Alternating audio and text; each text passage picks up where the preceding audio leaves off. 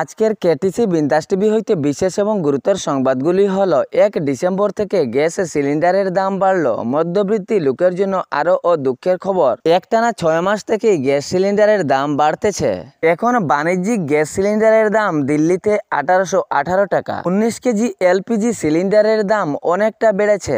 জনগণ গ্যাস সিলিন্ডারের দাম এখন আরও ঊর্ধ্বে কিনতে হবে। গত 6 মাস থেকে গ্যাস সিলিন্ডারের দাম ঊর্ধ্বমুখী। দেশ জুড়ে 2-1 মাস পরে পরেই গ্যাস সিলিন্ডারের দাম বাড়তেছে। সেপ্টেম্বর মাসে দাম বেড়েছিল।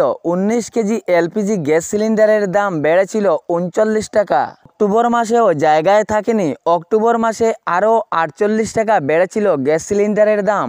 নভেম্বর মাস আসতেই সেই গ্যাস সিলিন্ডারের দাম হইতে 62 টাকা বেড়েছিল, কিন্তু এখন আরও 16 টাকা গ্যাস সিলিন্ডারের দাম এড হয়েছে। তবে অন্যান্য মাসের তুলনায় এ মাসে 16 টাকা মাত্র গ্যাস সিলিন্ডারের দাম বেড়েছে। এখন পর্যন্ত দেশ জুড়ে গ্যাস সিলিন্ডারের দাম ঊর্ধ্বমুখী। হাইলাকান্দি শহরের ফুটপাতের রাস্তার উপরে ঘটল এক দুর্ঘটনা। ফুটপাতে ড্রেনের উপর কোনো ধরনের ঢাকনা না থাকায় এক যুবক সেই ড্রেনের পড়ে খুবই গুরুতর আহত হয়েছে। সেখানের জনগণের দাবি, হাইলাকান্দি শহরের ফুটপাতের রাস্তার উপরে অনেক জায়গায় ড্রেনের ঢাকনা না থাকায় লোকজনের ফুটপাত দিয়ে চলাচলের অনেক অসুবিধা হয়ে দাঁড়িয়েছে। রাস্তার পাশে থাকা ড্রেনের উপর দিয়ে লোকজন চলাচল করার সময় সেই ড্রেনে পড়ে গুরুতর জখম হন। সংবাদ মাধ্যমে জানা যায়, সেখানের লোকজনের দাবি, সেই রাস্তাগুলো ড্রেনের উপরে যে ঢাকনাগুলো নেই সেখানে মেরামত করার জন্য। এ নিয়ে জনগণের উগ্র জবাব। এ নিয়ে জনগণ অসমের মুখ্যমন্ত্রী ডক্টর হেমন্ত বিশ্ব শর্মার দৃষ্টি আকর্ষণ করছেন এবং